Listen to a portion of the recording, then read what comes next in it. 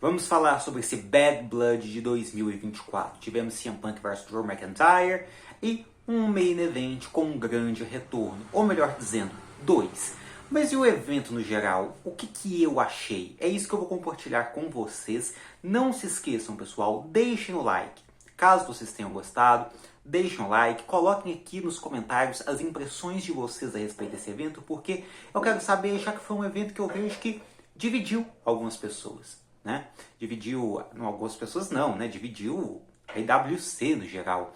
Porque nós vamos falar já desde o início que o Hell in a Cell ele começou de uma maneira muito boa, mas ao mesmo tempo prejudicial. Porque o primeiro combate da noite foi o Hell in a Cell match entre CM Punk e Drew McIntyre, que foi uma luta que marca o fim de uma rivalidade que já durava pelo menos 10 meses, uma rivalidade bastante pessoal, com muita violência, com muito trash talk, e o combate Hell in a Cell em si entregou tanto que foi muito difícil, pelo menos pra mim, me investir no PLE depois dessa luta, tá?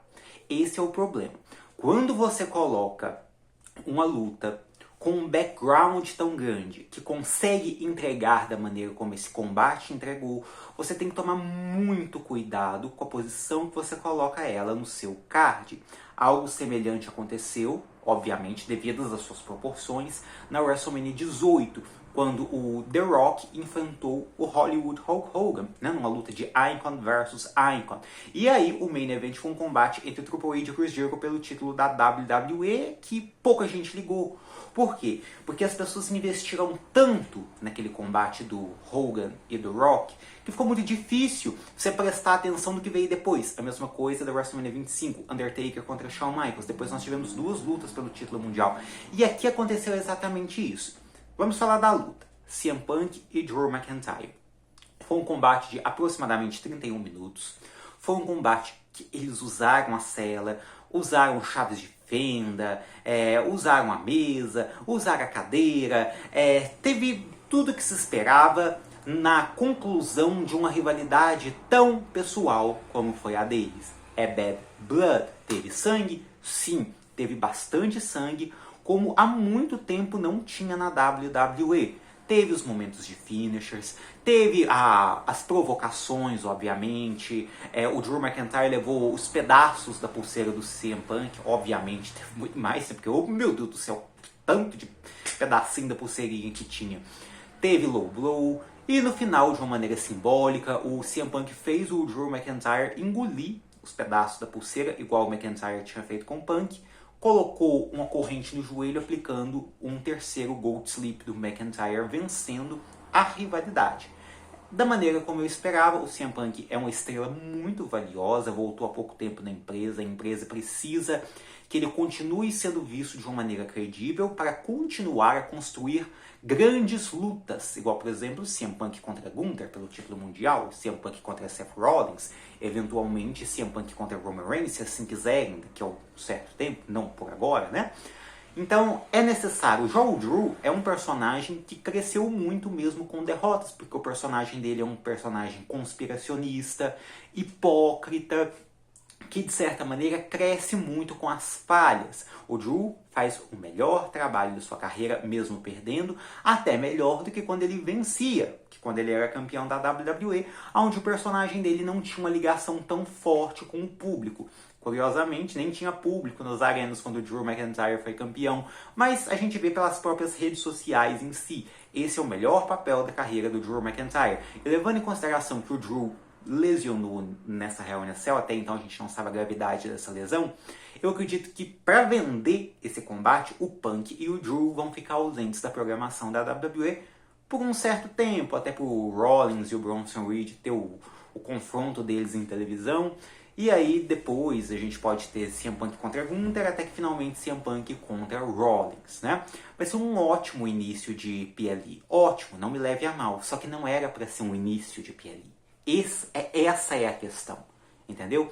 Ficou muito difícil, pelo menos pra mim, tá? Eu, pessoalmente, eu tenho problema com foco, eu tenho problema em prestar atenção em certas coisas, então muitas vezes eu acabo desviando bastante atenção dependendo do que acontece, e depois desse combate ficou muito difícil pra mim prestar atenção. Porém, eu consegui ainda assim prestar atenção no combate que veio a seguir, infelizmente, que foi o combate da Bayley contra a Nia Jax pelo título feminino da WWE. Eu venho dizendo há algum tempo no canal que essa é a melhor versão da Nia Jax, porque eles souberam como usar a Nia Jax. A Nia Jax não é uma boa wrestler. Então ela basicamente dominava os oponentes e a graça da luta é ver os oponentes tentando fazer o possível e o impossível para tentar causar danos à Nia Jax. Então ela não precisa mostrar as habilidades em ringue que ela não tem. E nesse combate ela tentou mostrar. Foi, se eu não me engano, umas 2 chaves de submissão extremamente mal executadas. Houve uma tentativa de Hurricanrana da Nia Jax em cima da Bayley, que foi tão mal feita que confundiu o Michael Cole e o Corey Graves. E eles ainda mostraram no replay. Aí depois, a Nia Jax ela tenta dar um Samoa Drop na Bayley. O Samoa Drop ele foi tão mal feito que deu a impressão que a Bayley contra-atacou a Nia Jax e de novo atrapalhou o serviço dos comentaristas. Os comentaristas ficaram parecendo maus comentaristas por causa dos erros, mas a culpa não foi deles. A culpa foi das wrestlers envolvidas no combate, que faziam coisas que deixavam o público, os comentaristas em dúvida sobre o que elas tentaram fazer. Aquele Hurricanrana não parece de jeito nenhum Hurricanrana. Aquele Samoa Drop é tudo menos um Samoa Drop. Então foi uma desilusão de combate. Não que eu esperava que fosse grande coisa, mas do SummerSlam elas não inventaram tanto e pelo menos foi decente. Aí apareceu a Tiffany Stratton no momento que a juíza estava caída.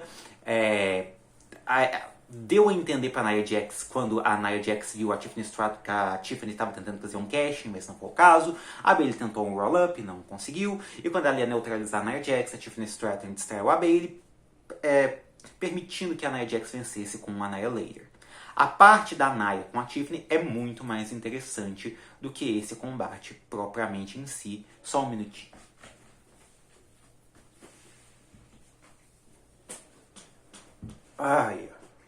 É muito mais interessante do que o combate propriamente em si da Bayley contra a Nia Jax. Que decepção. Que decepção. Não foi? Você se decepcionou?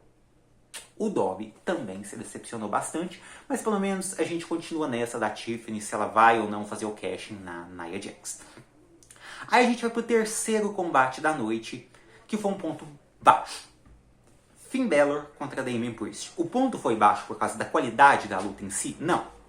Os dois fizeram um bom combate, os dois se conhecem, os dois demonstraram uma certa química, e um combate estava gerando um ritmo bacana, porém nunca pareceu aos olhos dos fãs que nós estávamos vendo um combate importante, ou um combate com uma tensão pessoal, igual originalmente se acreditava que teria, porque a rivalidade deles começa quando o próprio Balor custa o título mundial dos pesos pesados do Priest.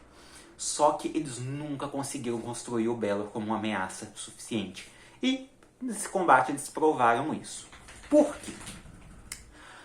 Os membros da Judgment Day chegaram, tentaram interferir, o Balor roubou, o Balor aplicou o próprio finisher no Damian Priest, que deu kick out, e depois o Balor aplica 2 vezes consecutivas o seu finisher nas costas do Priest, e quando ele vai aplicar pela terceira consecutiva, o Damian Priest contra-ataca no South of Heaven Chokeslam e vence o Finn Balor.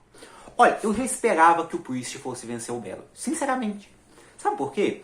Porque pra mim ficou claro que a atual aposta da WWE é o Priest e não o Balor. Mas eles não precisavam fazer o Finn Balor parecer tão fraco.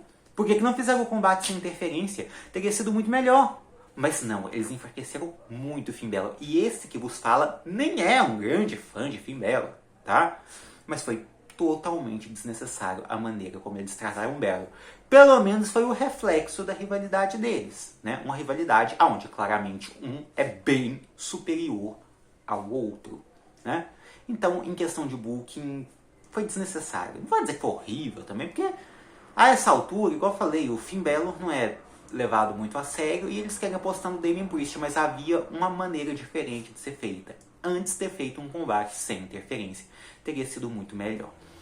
E aí o Triple H aparece, ele ia fazer um grande anúncio e ele anuncia que na Arábia Saudita nós vamos ter combate entre campeões, mais especificamente entre os campeões mundiais masculino e feminino. Os campeões da WWE contra os campeões mundiais e os vencedores vão levar para si um título gigantesco, o título do Crown Jewel, né?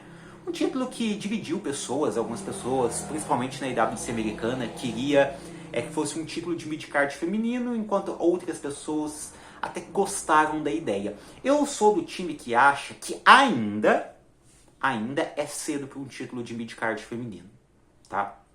Ainda é cedo. Você vê, por exemplo, no Monday Night Raw, lá só tem a Liv Morgan, a Rhea Ripley, agora tem a Raquel e o resto tá tudo na divisão de duplas, né?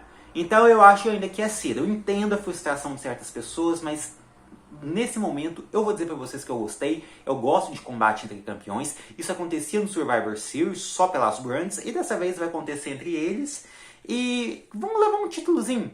Eu gostei da ideia. Eu sou do time que gostou disso daí, tá? E aí apareceu o Gunther interrompe o Triple H e provoca quem? Bill Goldberg. Provoca de uma maneira engraçadíssima, né? Criticando como o Bill Goldberg luta, falando que tinha mais de 3 minutos pro Goldberg, então o Goldberg poderia ir pro ringue. E aí, obviamente, não pôde ter o confronto entre o Gunther e o Goldberg, porque vieram seguranças para impedir que eles se enfrentassem. O Goldberg é de Atlanta, Georgia, tá? Onde estava sendo sediado o PLE, então é por isso que aconteceu isso. Mas quem apareceu foi o Sami Zayn, que atacou o Gunther, né? Sami Zayn e Gunther vão se enfrentar no próximo Raw pelo título mundial dos pesos pesados. Poderia ter acontecido nesse PLE, né? Mas tudo bem, não quiseram manter o formato 5 combates. O Raw vai para 2 horas, né? Então eles quiseram preparar um grande main event. Main event vale pelo título mundial dos pesos pesados. Nossa, nós vamos ter Gunther contra Cody Rhodes. Interessante. Muito, muito interessante. Bom, aí depois nós vamos pro combate que eu tinha uma certa expectativa, que é o combate válido pelo título mundial feminino, Rhea Ripley contra Liv Morgan, né? Vale pelo título, e o Dominic Mysterio preso na Shark Cage, né? Na jaula de tubarão, que foi suspensa também. O combate entre elas estava decente, um combate interessante, mas aí houve uma coisa esquisita, porque o Dominic consegue abrir a jaula, depois ele fica pendurado na jaula. A Rhea Ripley convence o juiz a deixar ela ir lá bater no Gunther, no Dominic Mysterio. A Rhea Ripley consegue convencer o juiz a deixar ela bater no Dominic Mysterio com candlesticks, né? Aquele pauzinho. E o juiz deixa, naturalmente. E aí a Raquel Rodriguez volta e ataca a Rhea Ripley, né? E isso faz com que a Rhea vença por desclassificação, mas não consegue levar o título. Eu esperava um retorno diferente da Raquel Rodriguez, mas tudo bem, sabe? Igual eu falei, essa rivalidade ela ia continuar. Eles iam continuar enrolando. Eles só não quiseram dar uma vitória clara para Liv Morgan. Eles quiseram terminar por desclassificação. Porque só tem elas, né? Na rota do título principal feminino. Então isso ia acontecer. Não desgostei, não. Achei interessante, né? Tem muito tempo que a gente não via um combate de PL terminando em desclassificação. A verdade é essa. E aí a gente vai pro main event, tá? Um main event que, assim... Eu vou ser sincero pra vocês, tá? Eu não vou ficar falando que o main event foi ruim, porque não foi. Mas vocês lembram quando eu disse do primeiro combate, que foi o Hell in a Cell, que foi um grande combate? E aí a gente entende que pelos nomes envolvidos e pelo que aconteceu no final, isso deveria ser o main event, mas não acho que compensou. Primeiro o Cody Rhodes entra... Não, primeiro quem entra é a Bloodline, né? O Jacob Fatu e o Solo Sikoa. Aí o Cody Rhodes entra com a orquestra tocando a música dele, tão mal tocada. Nossa! Mas aí ele entra. A crowd, inclusive, nem deu um grande pop nem pro Cody nem pro Roman, não porque eles não estão over, mas é porque eles estavam cansados. Eles estavam cansados. Igual eu falei, eles colocaram a luta com mais intensidade para abrir o show. Mas aí apareceu o Cody Rhodes, e aí depois entrou o Roman Reigns com a banda tocando a música de entrada dele, totalmente em playback, né? E aí eles foram para aquela luta que era aquela luta padrão Roman Reigns. Que tem horas que eu gosto e tem horas que eu não gosto. O que é uma luta padrão Roman Reigns?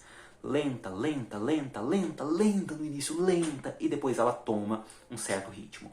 Basicamente, não tem muito o que dizer sobre essa luta, tá? Ela foi uma luta bacana, mas o Cody Rhodes foi o responsável por neutralizar o Jacob Fatu fora do ringue, deixando o Roman Reigns sozinho contra o Solo, só que aí apareceu os Tungas, E aí nós tivemos o retorno de Jimmy Uso.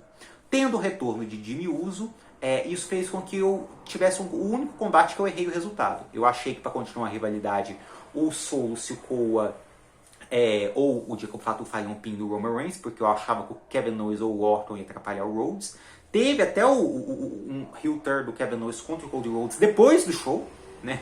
Então, ninguém esperava por essa. Mas aí o Jimmy Uso volta. Pra mim foi o retorno que eu mais gostei. Eu vou falar do The Rock daqui a pouco. E ele acaba ajudando o Roman Reigns a vencer. O Roman Reigns faz o pin no Solo Sikoa. Como perde esse Solo Sikoa? Meu Deus do céu! Jesus! E aí acontece isso, a equipe Babyface vence, o Cody Rhodes e o Roman Reigns se encaram,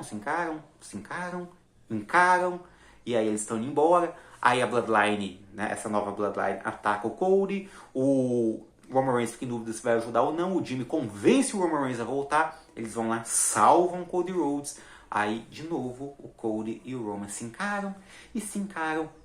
Aí aparece o The Rock.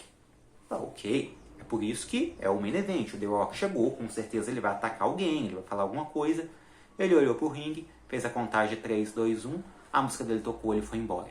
Olha, 1000 desculpas, tá? Pra mim, está longe de ser o suficiente. Eu já me sinto velho demais pra ficar super hypado só de ver um wrestler, tá? Pra mim não colou de jeito nenhum. Eu entenderia, assim, totalmente que esse combate, pelo Star Power envolvido e pelo retorno de ninguém menos que The Rock ser o main event, eu entenderia, assim, sem problema nenhum.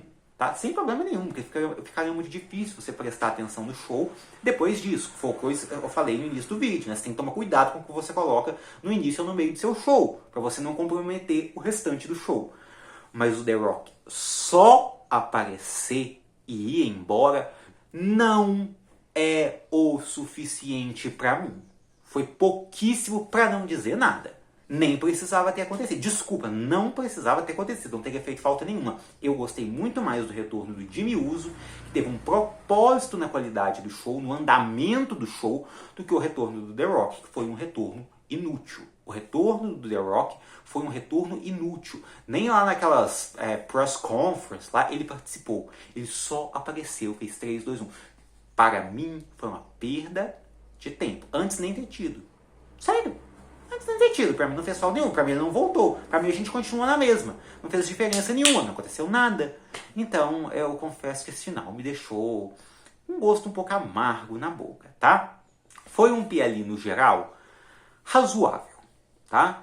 Razoável, porque a primeira luta foi muito boa, mas as outras, ou por uma questão de booking, ou por uma questão de qualidade técnica, ou porque... né, não é conclusão nem nada, é só mais uma luta para acrescentar no show, atrapalhou um pouco, tá?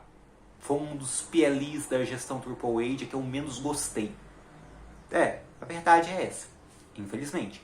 Eu sou um fã da atual gestão criativa da WWE, mas esse PLI não me agradou tanto. É um PLI que eu não pretendo ver de novo, tá?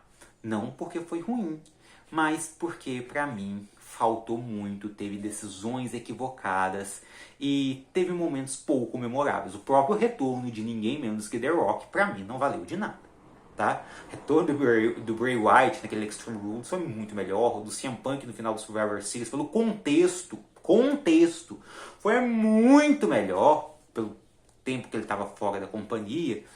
Agora, esse do The Rock, esse main event demorado, não foi pra mim. Bom, mas essa é a minha opinião. Você pode colocar suas opiniões aqui nos comentários que eu vou gostar bastante. Deixa o like caso você tiver gostado. Até a próxima, pessoal, e tchau!